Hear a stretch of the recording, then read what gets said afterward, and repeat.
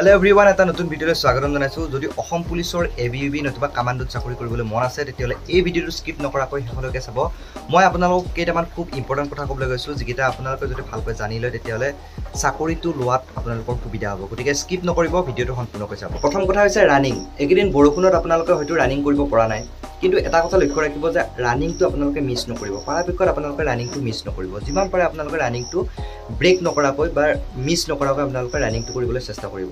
এতিয়া এনেকুৱা নকৰিব যে আপোনালোকে বৰষুণত তিতি ৰানিং কৰিছে, তেতিয়াহ'লে আপোনালোকৰ যদি হঠাতে বেমাৰ হৈ যায় তেতিয়াহ'লে গোটেই লষ্ট হৈ যাব, আপোনালোকে ৰানিং কৰিব নোৱাৰিব। এতিয়া পৰাপক্ষত আপোনালোকে ৰানিংটো মিছ নকৰিব, আপোনালোকে ৰানিংটো কৰিবলৈ চেষ্টা কৰিব।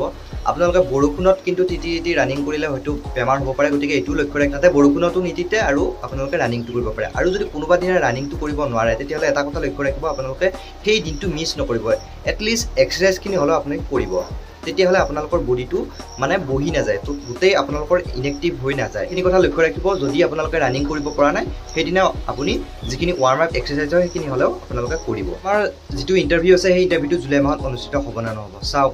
আমাৰ এতিয়ালৈকে যিহেতু একো নটিচ ওলোৱা নাই যে জুলাই মাহত অনুষ্ঠিত নহ'ব, গতিকে আমি এইটো কথা ক'ব নোৱাৰোঁ যে জুলাই মাহত অনুষ্ঠিত নহয়। বহুতে অলৰেডি কমেণ্ট কৰি আছে যে জুলাই মাহত অনুষ্ঠিত নহ'ব, বৰষুণৰ কাৰণে প্ৰব্লেম হ'ব পাৰে, কিন্তু আমাৰ অলৰেডি অসম চৰকাৰৰ ফালৰ পৰা কৈ দিছে যে জুলাই মাহত অনুষ্ঠিত হ'ব। আৰু আগষ্ট ছেপ্টেম্বৰত আমাৰ এডিআৰ যিখিনি 3rd grade 4th grade exam আছে সেইখিনি অনুষ্ঠিত হ'ব। গতিকে আমি জুলাই মাহত মানে ইণ্টাৰভিউটো হ'ব বুলি আমি প্ৰেক্টিচ কৰিব লাগিব। যদি ইণ্টাৰভিউটো নহয় তেতিয়াহ'লে ইনফৰ্ম কৰি দিব, নটিচ দিব, তেতিয়া আমি গম পাম যে জুলাই মাহত অনুষ্ঠিত নহয়।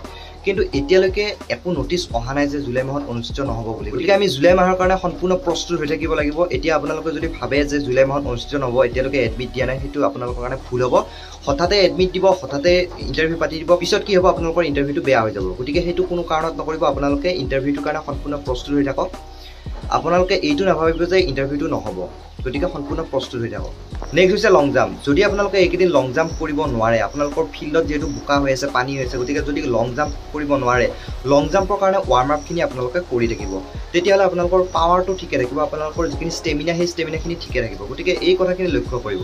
লং জাম্পৰ যিখিনি ব্যায়াম আছে সেইখিনি আপোনালোকে ৰেগুলাৰ কৰি থাকিব, তেতিয়াহ'লে আপোনালোকৰ ষ্ট্ৰেংথটো ঠিকে থাকিব বা আপোনালোকৰ যিখিনি টেকনিক আছে সেইখিনি আপোনালোকৰ ঠিকে থাকিব। যদি আপোনালোকে বডিটো টোটেলি বহাই দিয়ে তেতিয়াহ'লে আপোনালোকে লং জাম্পত ভাল এটা লং জাম্প মাৰিব নোৱাৰিব। গতিকে এইখিনি কথা লক্ষ্য ৰাখিব যাতে আপোনালোকে বডিটো ৱাৰ্ম আপ কৰি ৰাখে। আপোনালোকে কিন্তু ফিল্ডত বোকাত গৈ লং জাম্প নামাৰিব, কাৰণ যদি বোকাত লং জাম্প মাৰে আপোনালোকৰ ইঞ্জুৰি হ'ব পাৰে, আপোনালোকে দুখ পাব পাৰে। দুখ পালে কিন্তু আপোনালোকৰ সম্পূৰ্ণ মানে সপোন অথলে যাব। গতিকে এইখিনি কথা লক্ষ্য ৰাখিব। আৰু আপোনালোকে লগে লগে ৰিটুনটো লৈ যাব। মই অলৰেডি ভিডিঅ' বনাইছোঁ, আপোনালোকে ৰিটুন কেনেকৈ কৰিব, কি ছাবজেক্ট থাকিব, গোটেইখিনি সেই অনুসাৰে আপোনালোকে ৰিটুনটোৰ কাৰণে প্ৰিপেৰেশ্যন একেলগে চলাই যাওক। দিনত আপোনালোকে ফিজিকেল কৰিব আৰু সন্ধিয়া সময়ত অলপ হ'লেও আপোনালোকে ৰিটুনৰ কাৰণে অনুশীলন কৰি যাওক। তেতিয়াহ'লে আপোনালোকৰ গোটেই অল অভাৰ ইণ্টাৰভিউটোৰ কাৰণে আপুনি প্ৰিপেয়াৰ হৈ থাকিব পাৰিব। এতিয়া আপোনালোকে যদি ফিজিকেল মানে প্ৰেক্টিচ কৰি থাকে, আপোনালোকে যদি ৰিটুনৰ কাৰণে প্ৰেক্টিচ নকৰে, তেতিয়াহ'লে সময়ত গৈ আপুনি ৰিটুনৰ কাৰণে টাইম নাপাব, ৰিটুনৰ কাৰণে পঢ়িবলৈ টাইম নাপাব। গতিকে এতিয়াৰ পৰাই গোটেইখিনি আগবঢ়াই লৈ যাওক। এতিয়াৰ পৰাই ৰিটুনৰ কাৰণে অনুশীলন কৰক, ফিজিকেলৰ কাৰণেও অনুশীলন কৰক। গতিকে বন্ধুসকল, এইবাৰ আপোনালোকে এই সুবিধাটো, এই সুযোগটো হেৰুৱাই নেপেলাব। এইবাৰ আপোনালোকৰ লাষ্ট বুলি ধৰি লৈ আপোনালোকে ইণ্টাৰভিউটো ভালকৈ দিয়ক। কোনো কাৰণতে আপুনি ঢিলাই নিদিব, কোনো কাৰণতে আপুনি এটা সুবিধা নিদিব যাতে আপুনি ইণ্টাৰভিউটোৰ পৰা মানে বাতিল হৈ যায়। গতিকে আপুনি সম্পূৰ্ণ আপোনাৰ ফালৰ পৰা যিখিনি কৰিব লগা আছে গোটেইখিনি কৰক, কাৰণ আপোনাৰ এই চাকৰিটোৰ কাৰণে হয়তো সপোন এটা জড়িত হৈ আছে, এখন ঘৰ জড়িত হৈ আছে। গতিকে এই সপোনটো আপুনি মানে সাৰ্থক কৰিবৰ কাৰণে কষ্ট কৰক। এতিয়া বতাহ বৰষুণ আহিয়ে থাকিব, এইবিলাক প্ৰকৃতিৰ নিয়ম। বতাহ বৰষুণ নেওচি আপুনি এইখিনি অনুশীলন কৰিবই লাগিব। আপুনি কেনেকৈ কৰে সেইখিনি আপোনাৰ নিজৰ ওপৰত। গতিকে নিজৰ প্ৰস্তুতিখিনি নিজে চলাই যাওক, ফিজিকেল কৰক, ৰিটুনৰ কাৰণে প্ৰস্তুতি কৰক, তেতিয়াহে আপুনি চাকৰিটো ল'ব পাৰিব। আপুনি যদি চাকৰিটো পায় তেতিয়াহ'লে আপোনালোকৰ ঘৰৰ মানুহখিনি সুখী হ'ব, আৰু আপোনালোকৰ ওচৰ পাজৰৰ মানুহখিনি চাব সুখী হয় নে দুখী হয়, আপুনি তেতিয়া চাব। গতিকে আপুনি প্ৰথম লক্ষ্য হৈছে আপোনাৰ চাকৰিটো লোৱা। আপুনি যেনেকৈ পাৰে মেহনত কৰক, য'ত যেনেকৈ যি কৰিব লাগে আপুনি এইকেইদিনত কৰক। আৰু সময় নাই বেছি, যিহেতু জুলাইত ইণ্টাৰভিউ হ'ব।